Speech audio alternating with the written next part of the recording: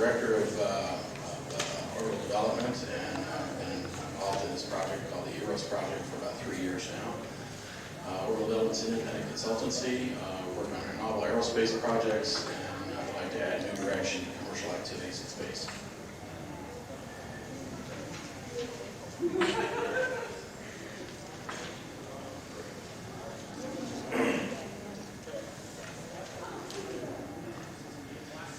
The Eros project is property rights in space. Private ownership gets things moving, and my purpose is to get government to discuss and recognize and protect private property rights to objects in space, because private capital can be secured with property. Thus, large space projects can be accomplished without government funding.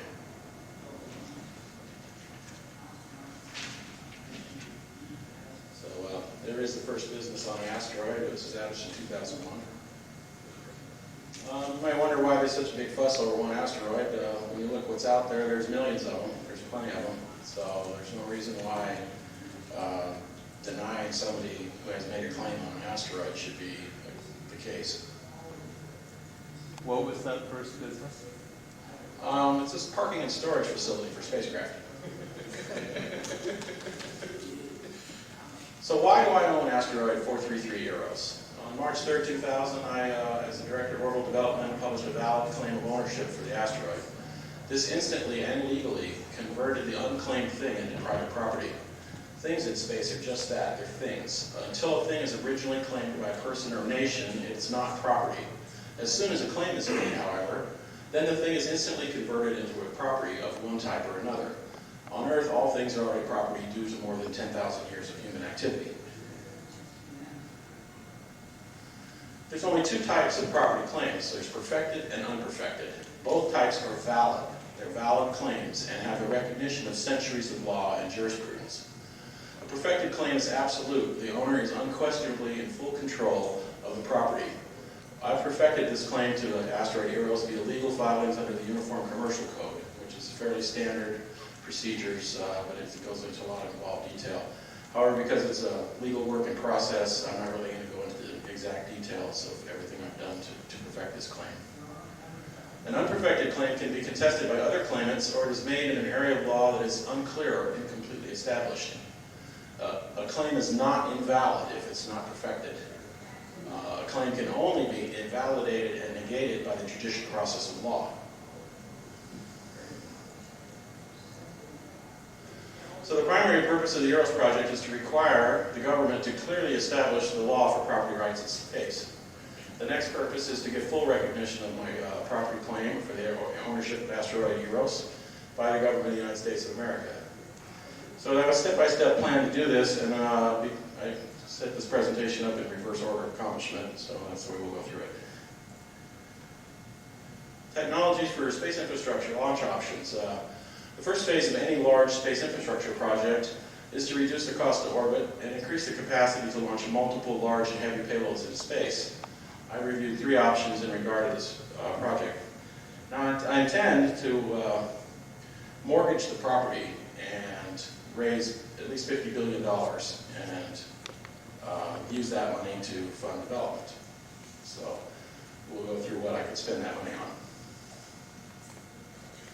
This is a project designed by a Russian company. It's called an Ekranoplane. It's a surface effect vehicle aircraft that carries a spacecraft on its back. And it gets over several problems. Doesn't need to have extensive launch infrastructure like a launch platform or anything like that. It takes off from the ocean, gets up to speed from the surface effect, and then it can fly up to altitude, release the spacecraft, which then fires its engine and goes into orbit, drops its payload into orbit. They've built some pretty big Ekranoplanes before over in Russia on Black Sea, I think up to 400 tons. So it's a viable vehicle concept, it's a possibility. Then we can pull the Sea Dragon out of the old hat. It's a 1962 design for a reusable 2-stage spacecraft. Puts 550 metric tons into orbit. It's a large booster with a lower performance system. Greater stage weight. Today the old design can be improved with current technologies and built in a submarine yard. Essentially it's made out of 3/4 inch steel. It's built like a ship. And it's about 600 feet long and 80 feet in diameter. when the space program went, it went two different directions. We built lighter, more efficient, better rockets, better technology. This was the other direction. Make it big, make it heavy, make it inefficient, but make it huge. And they never really built rockets that direction. And I think the baseline plan was this vehicle was reusable 100 times. In 1962, they had to decide which vehicle we're going to build. Are we going to build the Saturn V, or are we going to build this one? This was designed by Robert Truax. He was the father of the Polaris missile program and was a well-respected rocket scientist of his day. But the problem was the Sea Dragon can only be built in one congressional district, whereas the Saturn V could be divided up and the pork barrel money spread around. So we got a one-shot deal with Saturn V instead of a reusable rocket because of politics. First stage has a single pressure-fed thrust chamber, 36 million kgf of thrust, burning LOX kerosene. Second stage is smaller with only 6.35 million kgf and burns a lot of liquid oxygen, liquid hydrogen. As I said, it's about 80 feet in diameter, 600 feet long. The mass, 18,000 metric tons. It's a really big vehicle. This is a size comparison for you.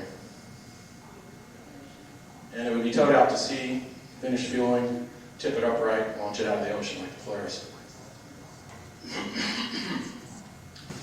And it's nice to know that there's space elevator people here too, giving presentations at this conference. But I looked at their information and thought that yes, this looks like a pretty good possibility. The price tag's not too high. If you got a $50 billion budget, I mean that's a doable project. But it requires extensive material development. It's a little more risky as far as making a final decision. But it could be the best answer for long-term space access. It's been validated by various studies. So it's not impossible. It remains a possibility. Well, I'll let them give their details. Then you need a habitat. You need a place to live if you're going to be living and working on an asteroid to make a living, make a profit. So I designed the Metro Circus. It's a train on a track that has no front or back. It's a circle of cars or a solid circle of rings. And it allows a learning curve toward building full-fledged immune space cities. You dig a trench or a tunnel in your asteroid, about 1 kilometer in diameter, and it can run on a maglev track or on wheels. If you have a 1 kilometer diameter tunnel, it would run about 150 kilometers an hour and produce 4/10 of gravity, which I think is enough gravity because if we can't live and thrive in that level of gravity, well, we'll never live on Mars. So that's good enough.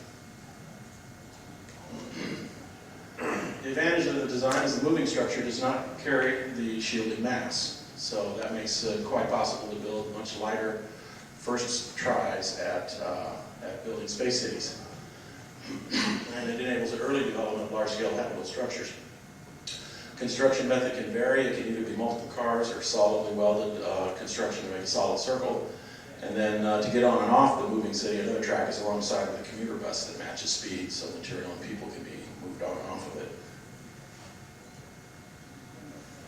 Now I've come up with a novel way of generating electrical power on Eros. And it's got the potential to provide a gigawatt for industrial purposes.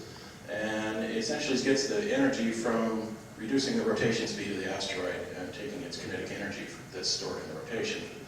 But it would take at least 100 years of industrial scale power tapping to reduce its spin from 5 hours to 24.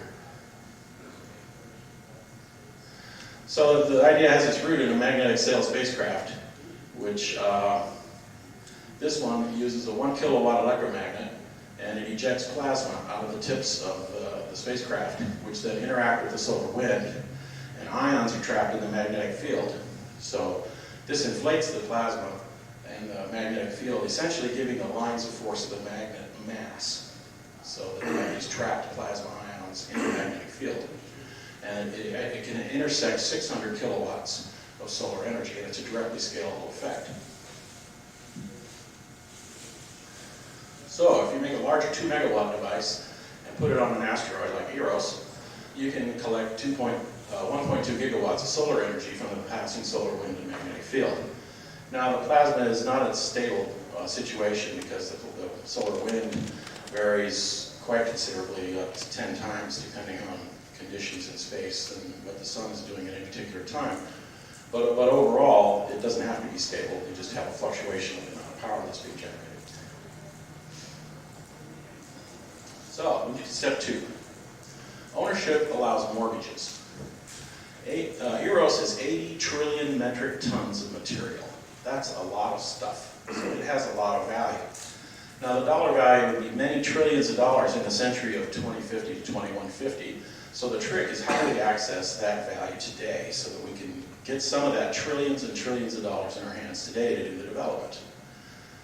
Long-term contracts access long-term value.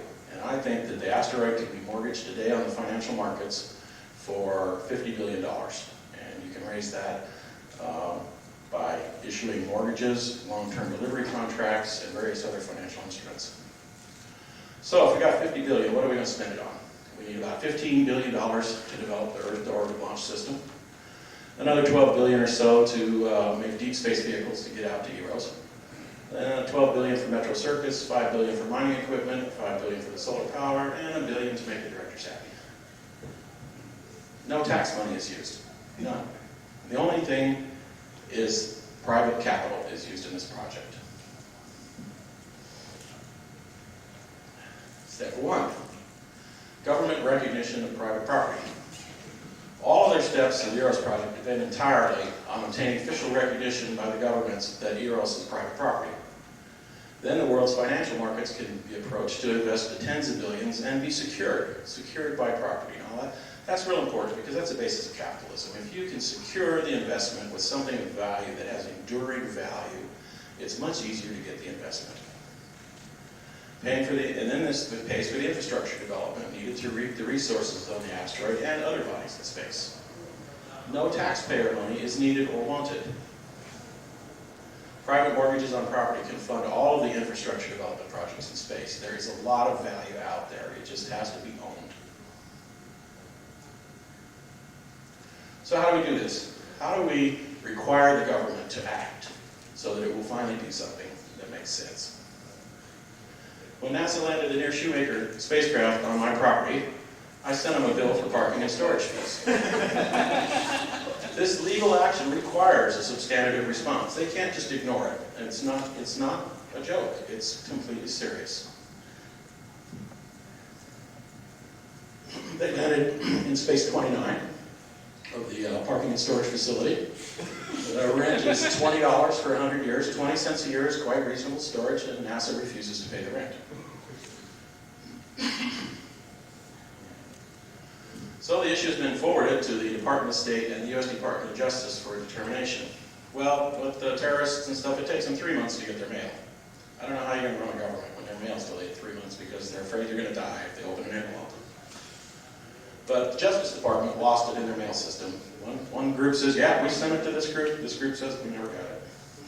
State Department, however, they have it. They started considering it last month, April 18th. They started serious consideration for an official determination. So if the State Department should fail to lead the U.S. in recognizing that Eros is private property, the next step is to file a lawsuit against the federal government in federal court. If successful, the project will overcome the financial difficulty of industrial space companies to build infrastructure systems needed to harvest asteroid and lunar resources. To make this happen, governments do not need to spend tens of billions of dollars. They don't need to spend anything. They just need to sign some paperwork. So it's really kind of an embarrassment to the government that it's this easy to solve a problem. So if companies and individuals want to risk their fortunes in space, they should be encouraged to move forward. It will create a prosperous future for all mankind. And the one important factor to do this will cost the governments nothing. I like to iterate that fact because everybody here thinks you got to go to the government to get tens of billions of dollars, and you don't. You just have to get them to recognize private property ownership in space, and that will fund the development. So with private property, you can do new, better, low-cost launch systems to reach space, create with private funding. Massive in-space projects can be financed. No taxpayer money will be used, and mankind will be on our way to the stars. So I'd be happy to take any questions.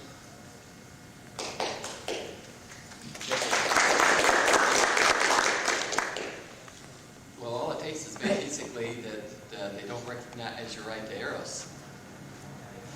yes, I mean, that's essentially it. They keep continuing to ignore me, but at least the NASA lawyer. No, I'm saying that the court finds that you have no ownership over Eros. Well, they have no basis in that. There is established law that establishes that you can make property claims and they are upheld. There's an old maxim in law that says possession is 9/10 of the law. So what's the other 10th? It means ownership without possession, and there is established law that shows that is true. Okay, I may come in late. How did you establish ownership over Eros? I claimed it. It was unclaimed before. And the Outer Space Treaty of 1967 prohibits nations from making sovereign claims in space. It does not prohibit individuals. Now, the Moon Treaty of 1979 had language that would have prohibited individuals. It had specific language that said individuals could not make claims in space. But on previous international cases, the courts have held that when a country goes forward with its treaty, that they're acting as the representatives of all the people. I don't think that's true. I think in America we're all individually sovereign. There's precedence on that.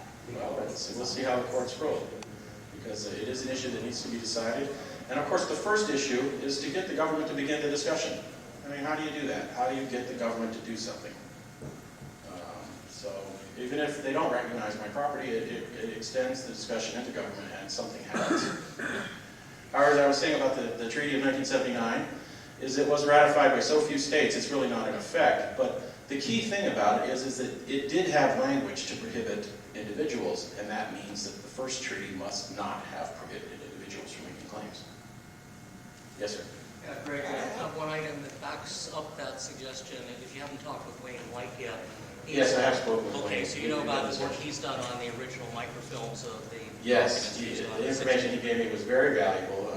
He had lots of sites and information from books that show the history of the passage of the OST 67. Any other questions? Yes, sir. Greg, under your theory, what's to stop somebody from claiming the entire solar system? Well, that's already been done, but there's a difference between making a claim like that and making a reasonable claim. And I think claiming one single asteroid, and essentially for a test case that limits the scope of the claim to something that's reasonable and you can get your grips on, I think that there's a difference. Yes, sir. You know, this has been done on the moon, hasn't it? Still got claims on the moon? Yes. Yes. Well, Dennis Hope of the Lunar Embassy has made claims to the moon back in 1980. He's been selling properties on the moon ever since then for about 23 years. Sells them fairly reasonably. The question has been put to the UN, what's the story with Dennis Hope and what's the UN's opinion? And the UN responds every time, we have no opinion on Dennis Hope's activities. So they just leave it in limbo, they don't decide. Because they don't decide, progress can't happen. The project is to make them decide, make them do something. Is this related to Antarctica where you have all this land down there? Well, not exactly. The Antarctica has sovereignty zones. You know, it was divided up kind of like a pie, and America has some, Brazil has some, and it's been all divided up. And those are sovereign territories of the nations. And in space, the OST 67 prohibits sovereignty in space, so it's a different situation.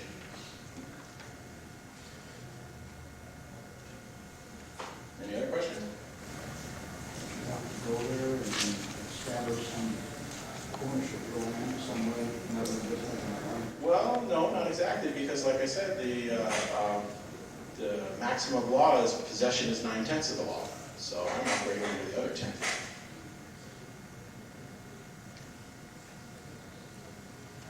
Well, it was a short presentation, so if there's no more questions, we'll shut the computer off.